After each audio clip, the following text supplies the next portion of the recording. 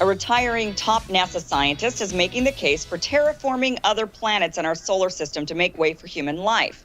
Dr. Jim Green has published work suggesting that we could terraform Mars or make it habitable for humans. This would be done by using a giant magnetic shield to stop the sun from stripping the red planet's atmosphere, raising the temperature on the surface.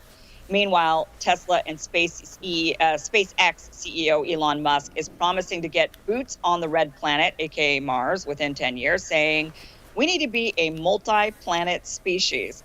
And Musk isn't the only billionaire with his eyes on the sky. Amazon founder and owner of the space tourism company Blue Origins has announced plans to launch a commercial space station. The company said that they hope to operate the station, which they dubbed Orbital Reef, by the end of the decade. Promotional material released by Blue Origin claims the station will be a mixed-use business park in space and will host up to 10 people. So I don't know about you guys, but listen, I don't care, however bad climate change gets, I cannot imagine that Mars would be more appealing.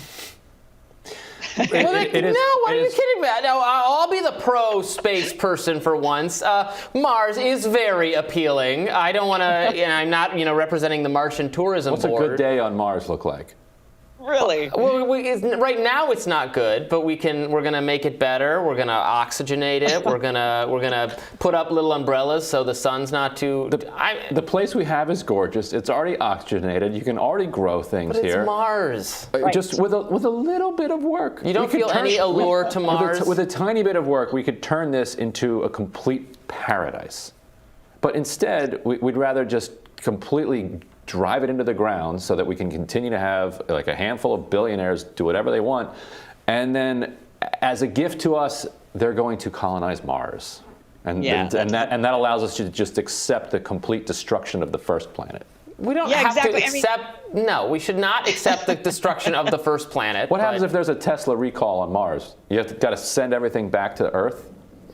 I think by then there would be a factory up there, Ryan. I think that's maybe the first thing that would go up in Mars. I mean, listen, if we're going to be spending all of this, well, we don't know. Right to work planet. It'll be a right to work planet. Right, we can start it off right. Right to work planet. I don't know. I mean, haven't the libertarians tried the island things already? The seasteading. What island? Oh, don't make fun of seasteading to me. they make fake islands and then they have like no laws on them. And there you go do Bitcoin and heroin, Oh, wow. I'm running a very successful political movement at the time. And they're trying to do it in Nicaragua too. Yeah, I don't know. I have no interest in moving to Mars. Not only that, but did you know if you lived up there and if they weren't able to fix the gravity problem, so maybe they could fix the air, they can oxygenate it, they can maybe somehow manufacture or import water. I don't know what they would do, or drill for it. Maybe there's some water inside of Mars. But you still have a gravity problem, so you'd end up with this really tiny body and this really big head. I'm pretty sure, like that's what, unless brains shrink for the people that are born up there. But the people that are born in Mars, I don't think scientifically would be able to actually ever visit Earth. Their bodies wouldn't be able to handle the force of Earth's gravity. It'd be a constantly pressurized environment, right? I mean, we're so far away from, obviously, we're like so far away from implementing this. If somebody leaves the door open, everybody dies. Yeah, this is not, I don't know about, we should visit Mars. It's amazing that like this is considered like possible by our billionaire class, but actually doing something about climate change is not. Yeah, seriously, I don't know that this is actually possible at all, but. Well, you guys are only interested in going if there's aliens. That's the issue.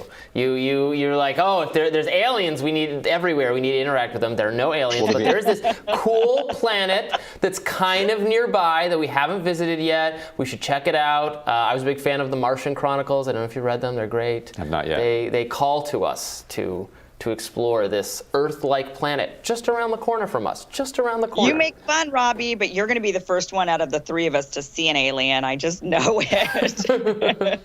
If we went up there, we'd immediately start hunting the aliens and drive them into extinction. There is a pretty clear historical metaphor for what happens, right? It's just colonialization all genocide. Over again. Yeah, it's not great. Yeah, just trying to do it somewhere else because everywhere here has been taken. We need to find new life that we can annihilate. I've read we know very little about. We know more about the surface of the moon than like the ocean floor. because there's like no way to get down there, and there's all sorts of like undiscovered, like very weird prehistoric type fish creatures. So there's your actual like alien. I mean, they're not aliens; they don't come from other, but they're undiscovered, interesting sea monsters. This is the first time anyone said interesting sea monsters probably on this show. Yes, might be. All right, we should probably wrap at this point. We'll come back with more normal discussion at some point in the future. Stay with us.